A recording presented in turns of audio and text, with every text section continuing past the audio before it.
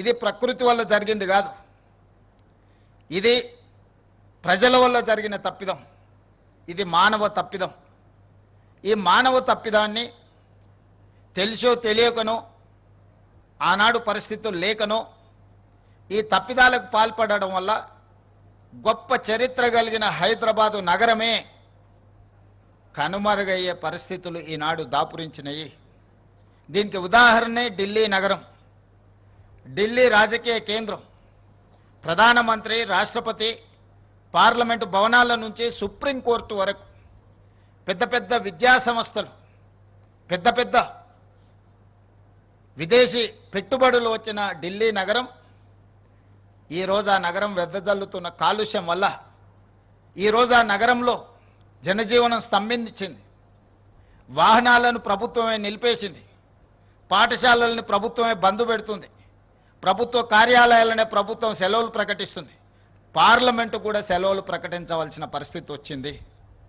నేను ఒక్కటే అడుగుతున్న ఈ ప్రాంత ప్రజాప్రతినిధులను, ఢిల్లీ నగరంలో ప్రధానమంత్రి, రాష్ట్రపతి ఉన్నా కాలుష్యాన్ని మనం సరైన సమయంలో నియంత్రించకపోవడం వల్ల యమునా నది కాలుష్యమై ఢిల్లీ నగరాన్ని కప్పేస్తుంటే, ప్రభుత్వ కార్యాలయాలన్నీ సెలవులు ప్రకటిస్తుంటే, అక్కడికి వచ్చిన పెట్టుబడులు ఇతర రాష్ట్రాలకు, ఇతర దేశాలకు తరలిపోతుంటే, ఆ నగరం నుంచి, ఆ నగరంతో వెదజల్లుతున్న కాలుష్యం నుంచి మనం ఏదైనా నేర్చుకోవాల్సిన అవసరం ఉన్నదా లేదా?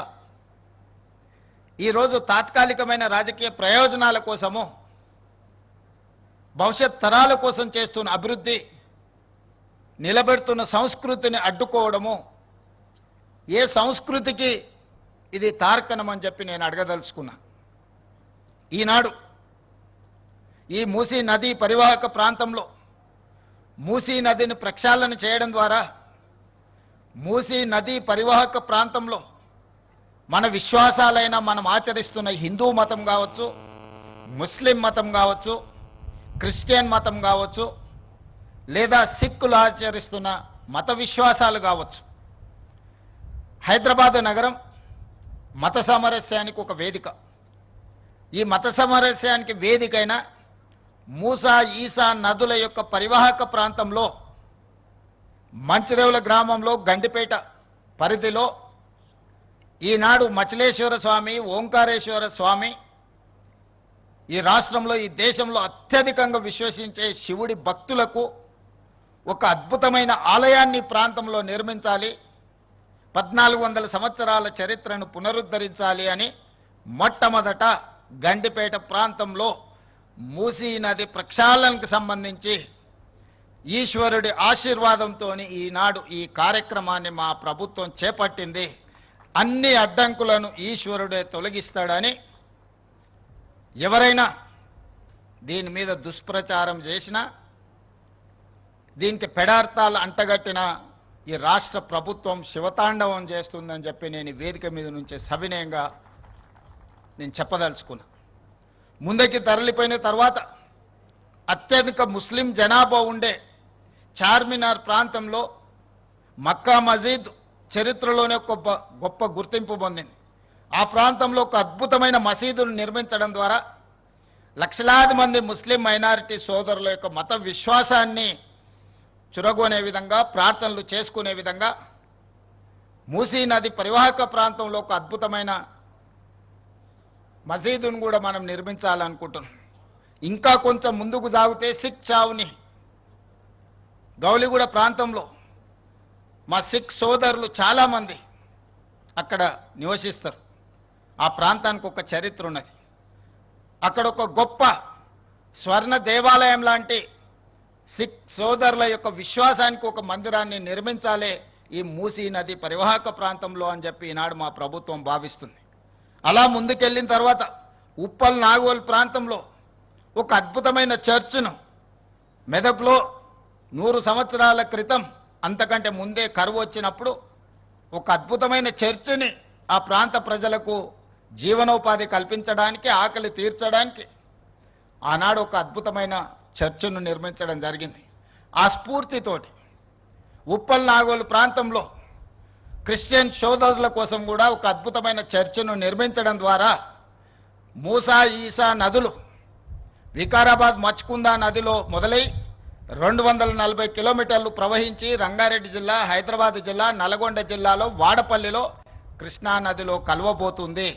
ఇది ఒక సంస్కృతికి, సాంప్రదాయాలకు, ఈ ప్రాంత ప్రజలకు, రైతులకు ఒక అద్భుతమైన పర్యాటక కేంద్రంగా, ఒక అద్భుతమైన వ్యాపార కేంద్రంగా, ఒక అద్భుతమైన ధ్యాన మందిరాలతో, సంస్కృతి సాంప్రదాయాలతో అభివృద్ధి చేయాలని ఈనాడు ఈ కార్యక్రమాన్ని చేపట్టడం జరిగింది.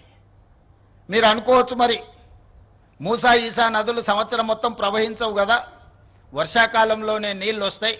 వికారాబాద్ ప్రాంతం నుంచి కానీ, పరిగి ప్రాంతం నుంచి కానీ ఈ నదులకు నీళ్ళు వచ్చినప్పుడు నీళ్లు ఉంటాయి.